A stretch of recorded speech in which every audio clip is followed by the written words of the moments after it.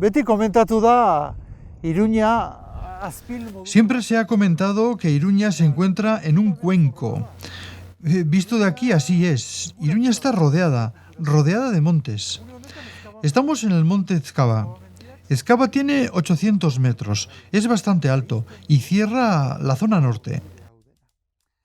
En la última guerra carlista, Iruña estuvo sitiada y pagó caro ese sitio, pues fue bombardeada, muchas veces desde aquí. Cuando terminó la guerra, y para evitar un sitio futuro, se construyó el fuerte de San Cristóbal. Es un puesto de artillería, con el fin de defender Iruña de un sitio. San Cristóbal gotorlekua eraikitzea. Bere funtzioa artilleria postu izatea da. Setio bat gertatzekotan etorkizun batean, Iruña defendatu ahal izateko. Hala ere, ez zen inoiz. Sin embargo, nunca se utilizó con ese fin, dado que para cuando se construyó quedó obsoleto. La aviación se desarrolló y se empezó a utilizar para la guerra, quedando para el recuerdo los setios. Diren neurrian, ja setio kontzeptua desagertzen da hiztegi belikotik.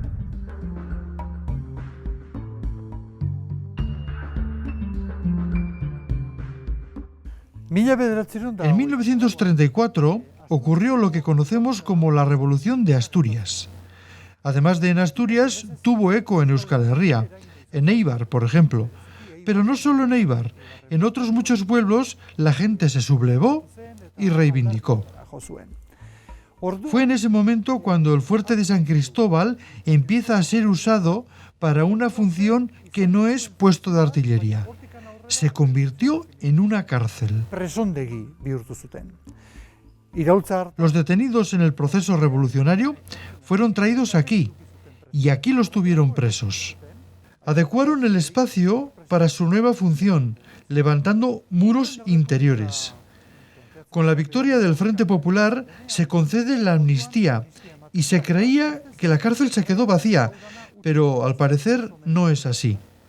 Quedó algún preso de la CNT. En 1936, a consecuencia del golpe de Estado, comenzaron a llenar otra vez esta prisión. En un principio, con presos navarros. Hemos de saber que prácticamente en todos los pueblos detenían a gente. Algunas veces los mantenían en las cárceles locales. En otras ocasiones los trasladaban a la provincial. Pero todas se llenaron y comenzaron a traerlos al fuerte. A esos presos se les conoce como gubernativos. Los ingresaban sin registro ninguno, y eso tuvo para muchos terribles consecuencias. En la medida que los meses pasaban, se realizaron juicios, y a los convictos se les aplicó la dispersión. Fueron traídos aquí presos de toda España. Como decimos, eran convictos y los traían a cumplir condena. Uziko presoak ekartzen zituzten hona, preso horiek ja nolabaiteko epaia bazuten irmoa, eta ekartzen zituzten hona kondena betetzera. Mi padre era un obrero que estuvo trabajando en Iberdrola, montó la línea a nivel peón de Alto del Duero a Francia. Cuando llegó a Francia dijo que no pasaba a Francia, se quedó aquí y luego fue un obrero del campo. A partir de lo que fue el trabajo de Iberdrola fue del campo, y en el campo fue donde estuvo trabajando hasta que le echaron mano, por decirlo de alguna forma, hasta que le detuvieron en su pueblo, pues por su ideología. A mí me contaba que era miembro del Partido Comunista. Yo soy nieta de Teodoro Nanaguado, preso 760 del Fuerte San Cristóbal. Entró en enero del 37, salió en noviembre del 42 hacia la cárcel de Alcalá de Henares. Él, aunque era de Alcobendas, Madrid, estaban en Miranda de Ebro viviendo, mi abuela y sus 5 hijos, porque él trabajaba de ferroviario. Él pertenecía al Socorro Rojo Internacional. Entonces, el día del 18 de julio del 36, él y 4 compañeros suyos cogieron un coche y se dirigieron a Burgos para hablar con el gobernador civil. Y en el transcurso de Miranda a Burgos fue donde les detuvieron. Entonces, en primer lugar, evidentemente les llevan a la cárcel de Burgos.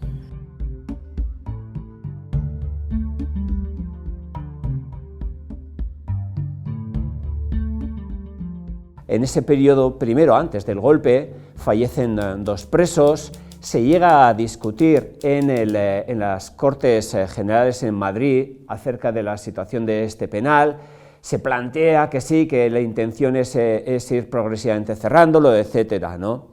Después del golpe de la sublevación de julio del 36, la muerte de quienes están aquí de reclusos es continua por el frío, las ventanas no tienen cristales, es continua también por las enfermedades, por el hambre al que sometían aquí a los presos. Hay un goteo de muertos bastante importante. San Cristóbal gotorlekua... Las personas que vienen de visita al fuerte, lo primero que sienten es frío. Frío terrible, cortante. En la medida que avanzas por las galerías, te atrapa la sensación de frío, tanto en invierno como en verano. Seguramente la humedad aumenta esa sensación de frío. Cuando tocamos las piedras, nos damos cuenta de que están húmedas. Podemos imaginarnos en este sitio húmedo y frío a un gran número de personas. En algún momento se llegó a la cantidad de 2.500 personas aquí hacinadas. Si a eso le sumamos el hambre, nos daremos cuenta que las condiciones de vida eran penosas. Hemen bizitzeko baldintzak guztiz penagarriak zirela. Digo, llegó aquí porque le detuvieron en su pueblo, lo llevaron a Palencia porque era de la provincia de Palencia, le juzgaron, luego le conmutaron la pena de muerte por 30 años de esto y luego le mandaron aquí. Y aquí fue donde aprendió realmente a leer y a escribir y bastantes cosas más. Bueno, entonces en Burgos el abuelo está a la espera del juicio. El juicio se hace en octubre y le trasladan pena de muerte, luego se conmuta a 30 años de represión. Se le traslada al fuerte San Cristóbal. Entonces mi abuela lo que hace es regresa a Madrid, coge a sus 2 hijos mayores y se instala en enero del 37 con sus 2 hijos mayores en Pamplona. Beste nazio batzuetako presondegiak bisitatuko balira, eta haien sistemak eta gureak konparatuko balira, zin egin dezazueket, okertzeko inolako arriskurik hartu gabe, ez litzatekeela aurkituko, gure mugimenduak, gure presoak atenditzeko ezarri duena baino justoagoa, katolikoagoa eta gizatiarragoa.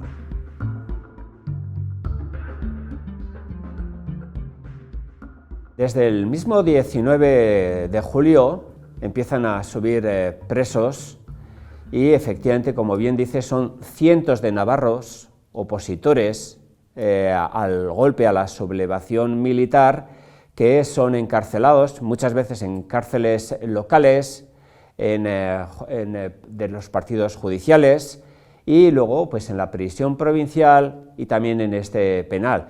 Y caen a docenas, ¿no? La cantidad de estos presos políticos que estuvieron en este fuerte en todos esos meses, en ese verano sangriento del 36, bueno, hasta final de año, incluso principios del 37. Hasta ahora se hablaba, pues eso, se sabe que hay cientos de navarros, algunos también riojanos, que vienen aquí al fuerte.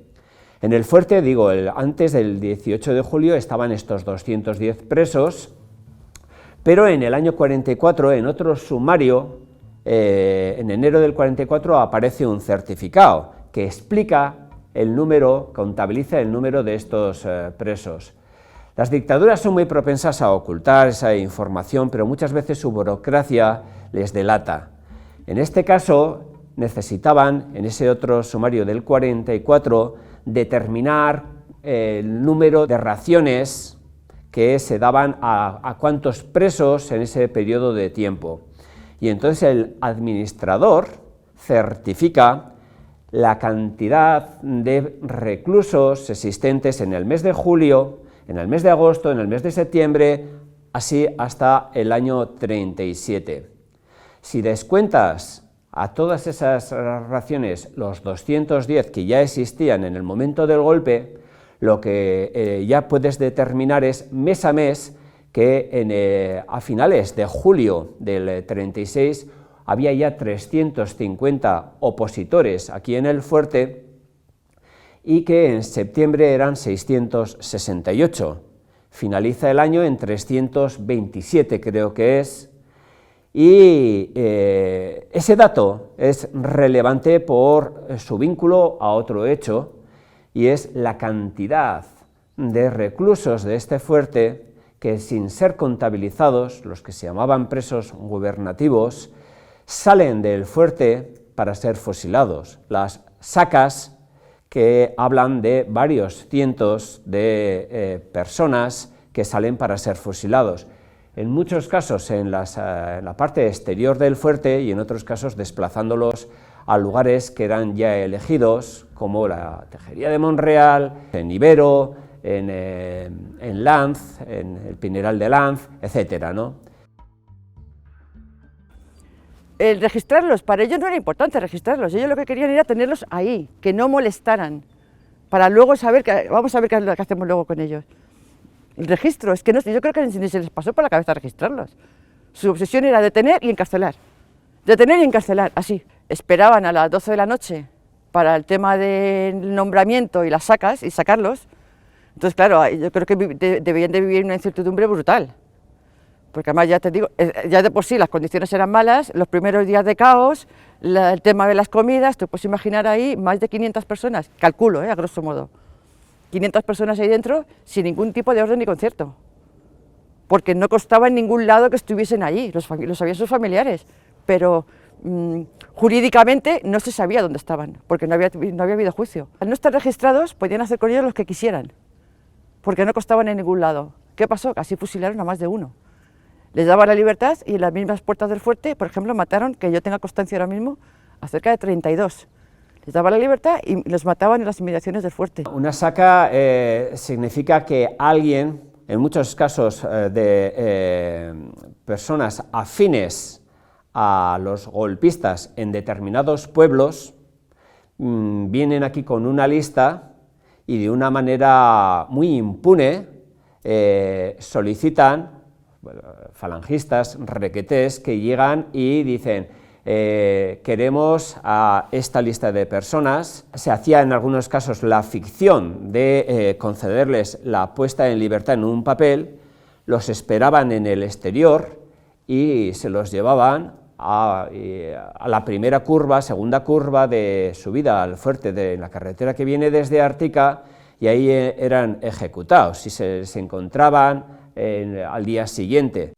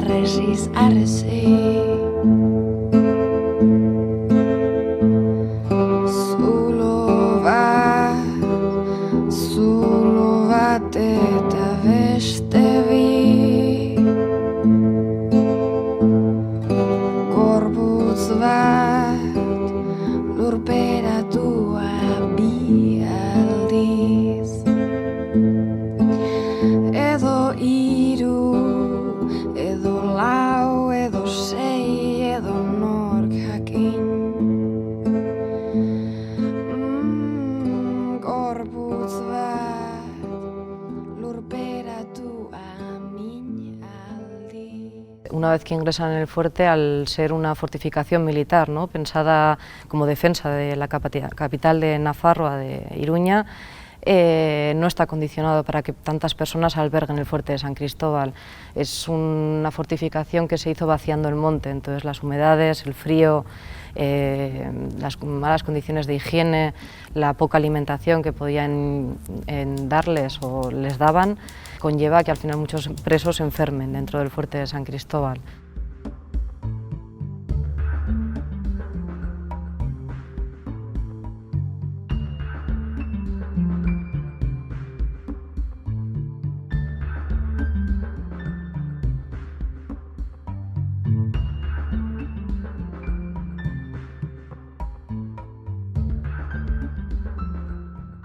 siempre mal, sin comida, sin nada de nada, y ahí es donde su problema, siempre me contaba, el problema era hambre y piojos. Hambre y piojos. Debía de ser lo común de todos. Me contaba, que luego lo he visto, los lavabos o aquellas cisternas que había de agua, donde para lavar la ropa había que quitar los piojos y meter la camisa llena de piojos, y dices, cuando la sacabas, sacaba lo mismo, o sea, llena de piojos, pero mojada, nada más. O sea, hablaba de que podía haber aquí una guarnición de 200, 300 soldados, y por aquí el día, por ejemplo, de la fuga en mayo del 38, había 2.497 presos, es decir, estaban en una situación de hacinamiento, es una de las condiciones que son más significativas, de hacinamiento en lugares muy pequeños, donde carecían de cama, de todo otro mobiliario, y apelotonados unos encima de los otros de una manera bastante literal. Pues acostaban en el suelo, la colchoneta era nula, cada uno con su como podía. Sí que era que por la mañana, cuando se levantaban, era mirar a ver quién es el que, por decir, esa noche había pasado a mejor vida, porque no se podía decir otra cosa, es a mejor vida, porque aquello no era vida, aquello era lo que en el cristianismo se llama un calvario. Bederatzi hilabete daramat gotorleku honetan. Victoriano Santos, lanbidea, boxeolari profesionala, 23 urte. Maiatzaren 31an sartu nintzen, 1941 1937ko irailaren 3an sartu zuten Julio Fernández. B. Benito, gaur, 1939ko urriaren 28an. Sarrera 1936ko abenduaren 23an. Irteera Orduñarantz 1939ko azaroaren 23an. Juan de Dios Benito, 1942ko ekainaren 5ean sartu zuten presondegi honetan. Ziega hau bakar batentzako heriotza da. Hori honako honek dio.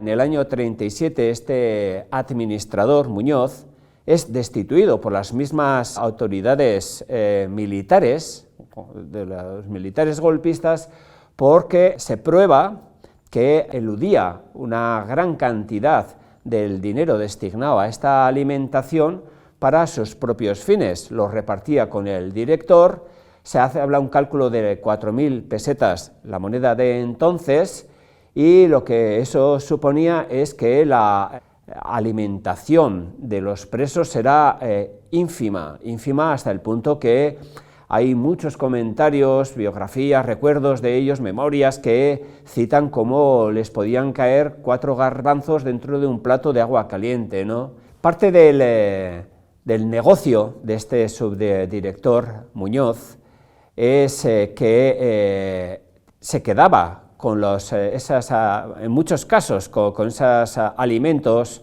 complementarios que les traían familiares, porque lo que pretendía era que los presos completasen esa necesaria alimentación con las ventas en el economato, cuyos precios los dirigía él y eran precios realmente abusivos. Sí que me contaba que viendo el patio aquel, yo cuando le conocí estaba lleno de hierba, luego lo quitaron, dice que salían por las mañanas a comer la hierba que había nacido por la noche, y dice, no sé qué hierba en un patio, ya ves que es de piedra, qué hierba pueden hacer en una noche, dice, salíamos, las cáscaras de naranjas se las comían y no sé qué. Lo que más le escuché era eso, la miseria, más que el hambre, la miseria. Las celdas de castigo, hay casos de celdas de castigo de meses, pero de estar meses ahí. Hay un caso incluso de un francés que hubo, que era muy conocido, que salió casi ciego por las condiciones de las celdas de castigo. Mi abuelo, por ejemplo, estuvo encontrado en su expediente que estuvo 2 meses en el calabozo por haber robado un trozo de pan. Hay una fotografía que representa muy bien lo que hacían, que hay un grupo de presos pelando patatas. que entre ellos está mi abuelo. Entonces hay una anécdota que se cuenta siempre en mi familia. Mi abuelo, ya estando en libertad, estaba mi abuela un día pelando patatas y mi abuelo se estaba comiendo las cáscaras. Y le dijo Vicenta, mi abuela, a ver, Agustín, que no estamos todavía en la cárcel, dijo, pero es que me queda hambre por gastar. Lehen eguna. Patatak, bost. Olioa, bat. Arroza, bat. Haragia, bat eta erdi. Kafea, erdia. Azukrea, erdia. Desayuno. Una sopa hecha con hierbas desconocidas. Comida. Un cazo lleno de agua sucia, donde los garbanzos se pueden contar con los dedos de la mano. O un cazo de lentejas, que eran solo piel y llenas de bichos. Otras veces nos daban almortas, también llenas de bichos. Hacían cris-cras entre los dientes al masticarlos. Algunos presos se escondían en la oscuridad para tragarse aquello. Cena. Un cazo de agua con patatas congeladas, una naranja de la peor calidad, casi siempre helada, y una tableta de chocolate. El chocolate merece mención aparte. Era una tableta fina y transparente, llena de agujeros, hecha con material desconocido.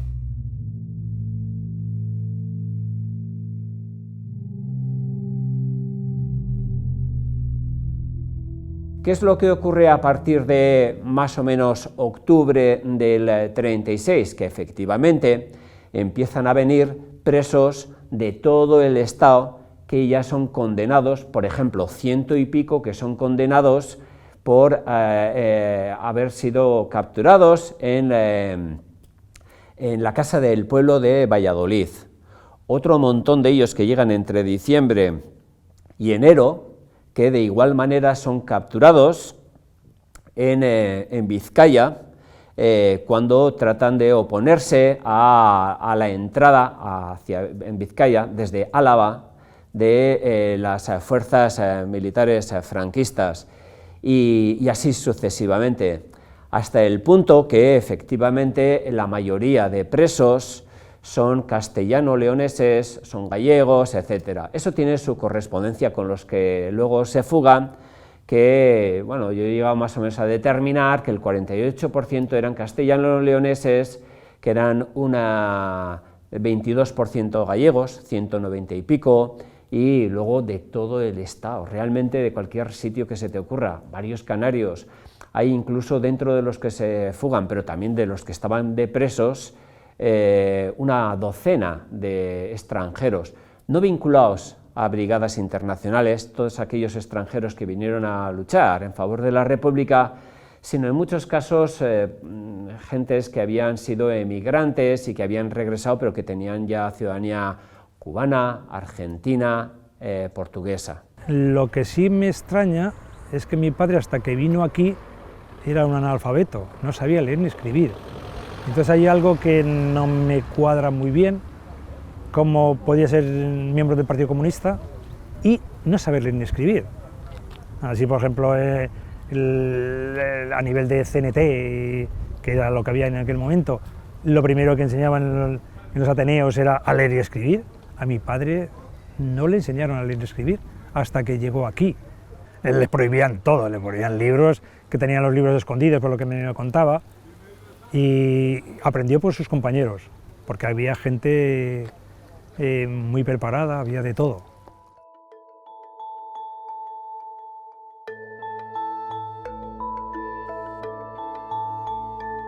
Kuenkako hirugarren destakamenduko espedizioa etorri zen hona, 22, 23 eta 24 egunetan.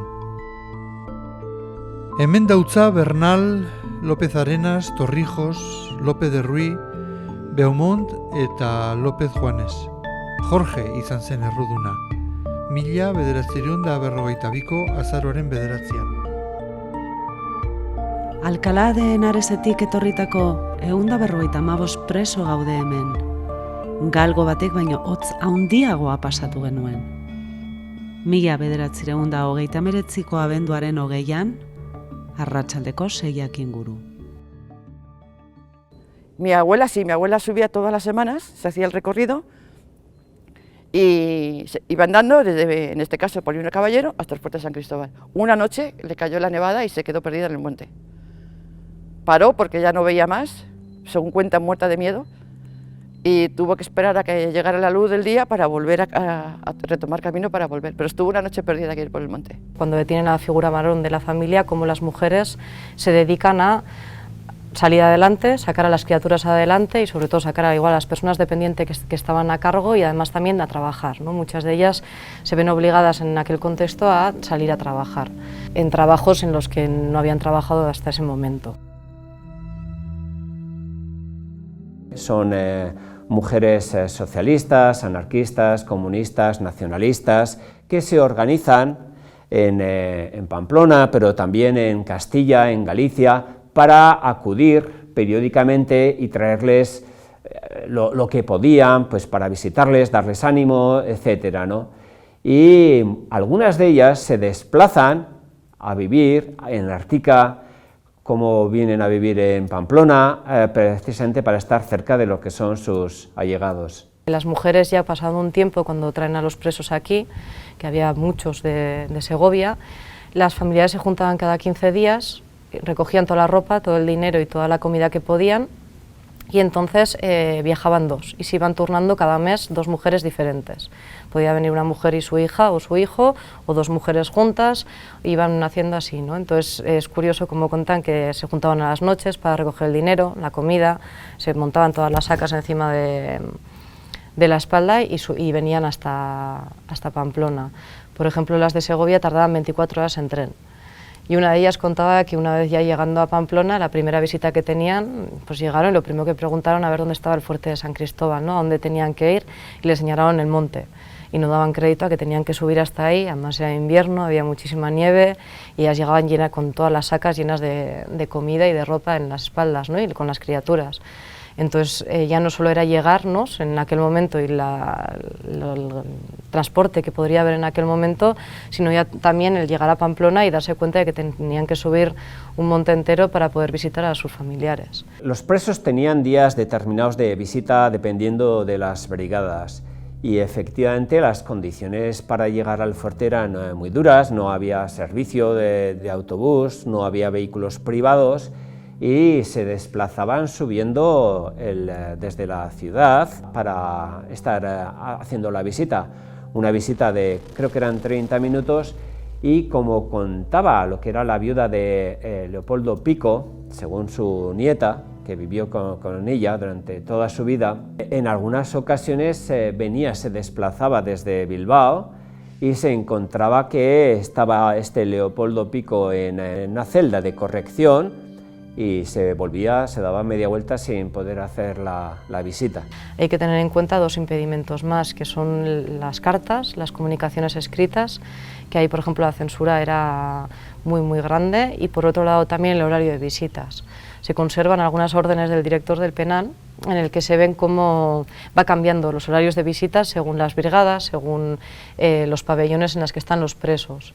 Hay un caso, por ejemplo, de Burgos, que vinieron hasta Pamplona, era la primera visita que podían hacer por las condiciones en las que se había quedado la familia, y vinieron con un recién nacido que ya tenía 2 años, pero que el padre no lo conocía, y querían pues enseñárselo al padre que estaba preso. Y llegaron hasta Pamplona, llegaron al fuerte, y no era día de visita y menos aún de horario de visita. Se tuvieron que volver a Burgos sin verle al preso. Yo siempre he pensado que muchos no saldrían adelante si sus esposas o sus madres o sus hermanas no hubiesen estado ahí para apoyarles. Eso lo tengo muy claro. La guerra fue masculina, pero las sobrevivieron femeninas.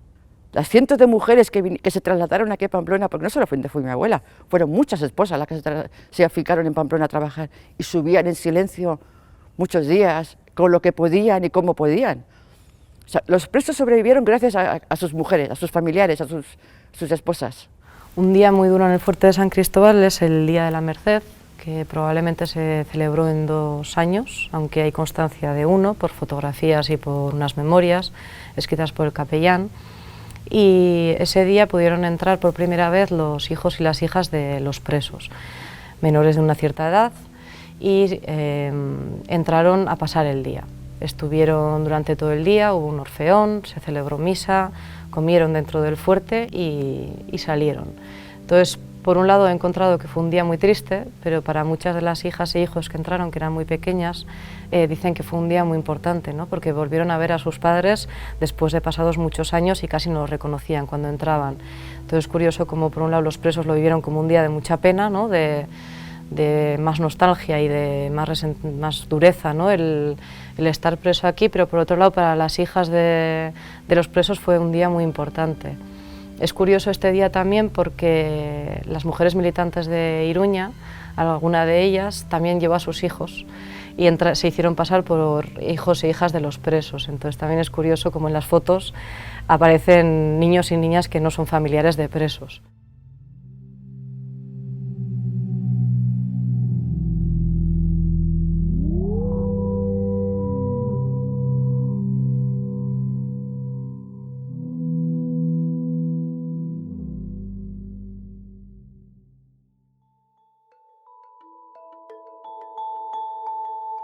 Hamar egun, 240 ordu, 14.000 minutu, 874.000 segundu.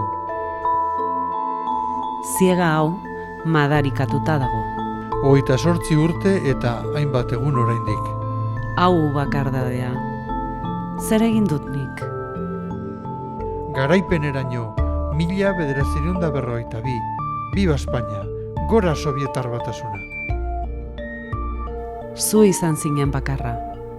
Ez zaitut sekula ahaztuko. Bueno, benetan ikuste da... Creo de verdad que es uno de los mayores tesoros que conserva. En pocos sitios se conservan tantos grafitis. Hay algunos en otros sitios, pero muchos se han perdido y aquí hay muchos y muy diversos. Los hay de todas las clases. Hay nombres, un montón de nombres y apellidos. Aquí estuve yo, aquí estuvo fulano de tal, y lo pone con nombre y apellido. Aquí vivió y padeció, y el nombre al lado. Esos dan muchas pistas. Sabemos que esos presos estuvieron allí y hemos podido estudiar sus documentos. Otros, en cambio, escriben lo que les ha pasado o que estaban mal y describen su situación. Otros dicen que pasaban mucho frío. Tenemos que pensar que muchos fueron traídos desde Andalucía o desde Extremadura y no estaban acostumbrados al frío de Iruña, sobre todo en invierno.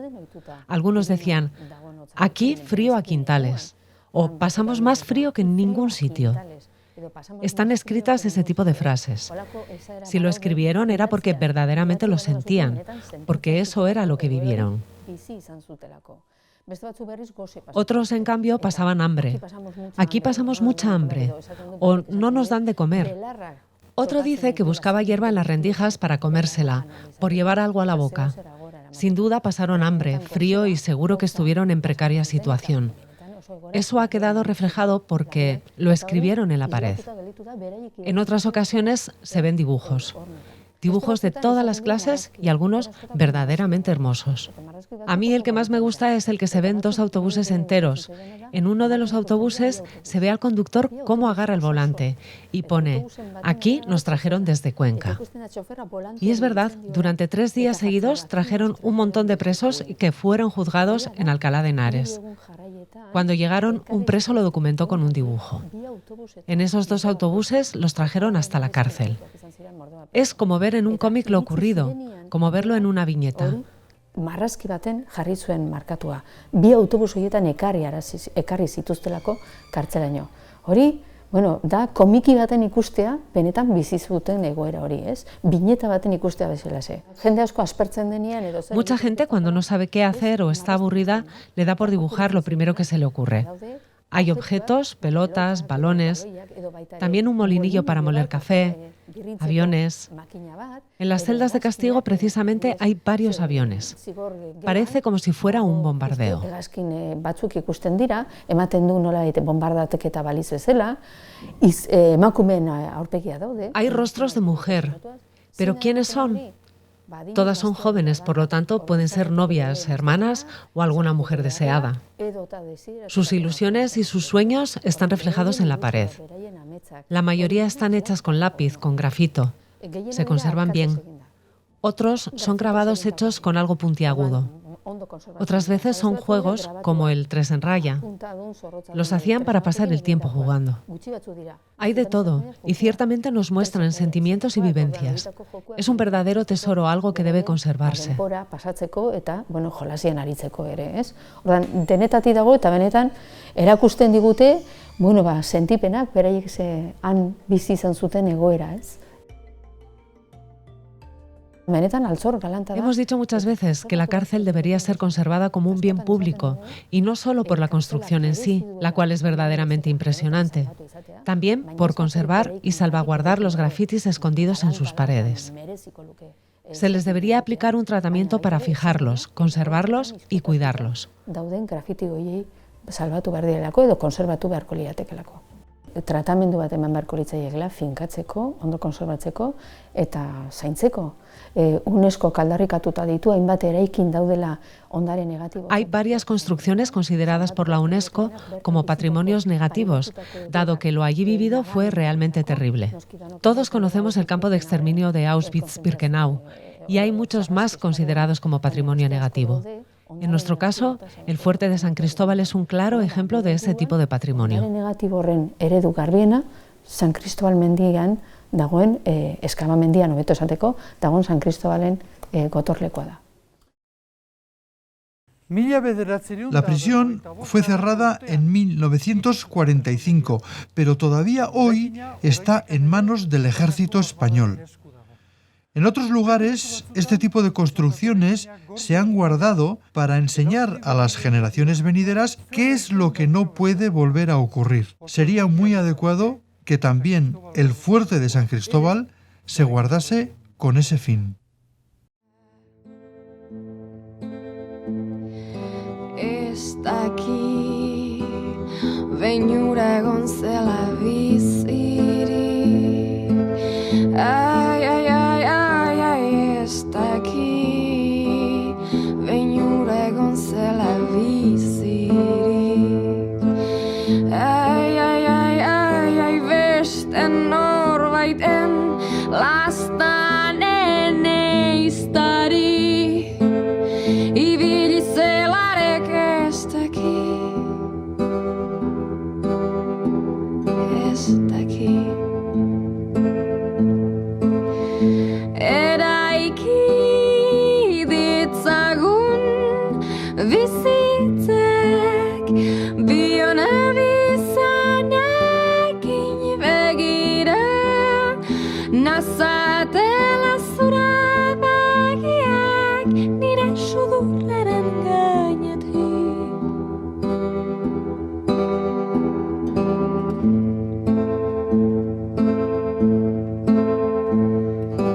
Arrazoizko bihotz bat odol isurian,